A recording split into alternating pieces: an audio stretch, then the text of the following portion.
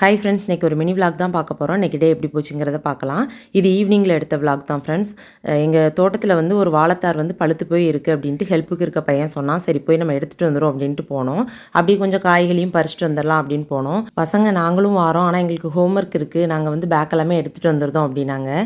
உங்கள் படிப்புக்கு அளவே இல்லையா அப்படின்னு பாப்பா வந்து சிரிச்சுக்கிட்டே எழுதிட்டு இருந்தா. சரி ஓகே, ஹோம்ஒர்க்கும் முடிக்கணும்ல, அவளுக்குலாம் வந்து ஹோம்ஒர்க் பண்ணலாம் தூங்கவே மாட்டா பாப்பாலாம். சரி நான் எடுத்துகிட்டு வா அப்படின்னு அதுக்கப்புறம் அப்படி கார்லேயே எழுதிட்டு வந்துட்டு இருந்தாங்க. இன்றைக்கி வந்து இளநி பறித்து வைங்க அப்படின்னு சொன்னோம். அது வந்து எக்ஸ்ட்ரா நம்ம அன்னைக்கு பார்த்துருப்பீங்களா, அதே காய்கள் தான் எல்லாமே இருந்துச்சு. அதுக்கப்புறம் எக்ஸ்ட்ரா பார்த்தீங்க அப்படின்னா நொங்கும் இருந்துச்சு. நொங்கு வந்து யாருக்கெல்லாம் பிடிக்கும் அப்படின்னு சொல்லுங்கள். யார் தான் பிடிக்காதும்பா, எனக்கெலாம் ரொம்ப ரொம்ப பிடிக்கும்.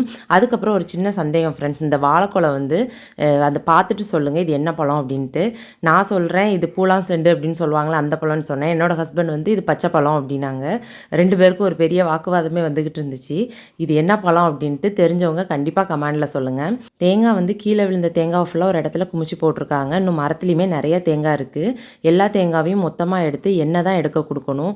நான் போன வருஷம் எண்ணெய் எடுத்தேன். என்ன தான் இருந்தாலும் அந்த வீட்டில் எடுக்கிற எண்ணெய் வந்து சூப்பராக இருக்கும். அதுக்கு தான் அதை ரெடி பண்ணணும். ஆனால் என்ன ப்ராசஸ் தான் பெருசாக போகும். என் ஹஸ்பண்ட் அதெல்லாம் போட்டு இழுத்து போட்டு செய்யாத அப்படின்ட்டு இருக்காங்க. ஆனால் நான் விட மாட்டேன். கண்டிப்பாக அதை காய போட்டு எல்லாமே எடுத்து செய்யணும். அதுக்கப்புறம் அங்கேருந்து எங்கள் ஊர் பக்கம்தான், அப்படியே வீட்டுக்கும் போயிட்டு வந்துடலாம் அப்படின்ட்டு போனோம்.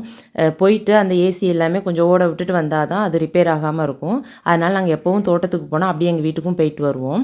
அங்கே போனோடனே பசங்களுக்கு பசிக்கு அப்படின்னாங்க. நான் அங்கேருந்து ஆல்ரெடி இட்லி மீன் குழம்பு எல்லாமே எடுத்துகிட்டு தான் போனேன். சரி ஓகே பசங்களுக்கு வச்சு கொடுக்கலாம் அப்படின்ட்டு எடுத்து வச்சிட்ருக்கேன். நம்ம வந்து ரொம்ப நாள் யூஸ் பண்ணாமல் வச்சுருப்போம். அதனால் பாத்திரம் எல்லாமே கழுவி தான் யூஸ் பண்ணணும். என்னென்ன வந்திருக்குங்கிறது நம்மளுக்கு தெரியாது. அதனால் பிளேட் எல்லாமே ஃபஸ்ட்டு கழுவிட்டு அதுக்கப்புறம் இட்லி மீன் குழம்பு எல்லாம் எடுத்து வச்சேன். இன்றைக்கி ஈவினிங் வந்து சூப்பராக ஜாலியாக போச்சு. இந்த வீடியோ உங்களுக்கு பிடிச்சிருக்குன்னு நினைக்கிறேன். வீடியோ பிடிச்சா லைக் பண்ணுங்கள், ஷேர் பண்ணுங்கள், மறக்காமல் சப்ஸ்கிரைப் பண்ணுங்கள். அடுத்த ஒரு சூப்பரான வீடியோவில் பார்க்கலாம். பாய்.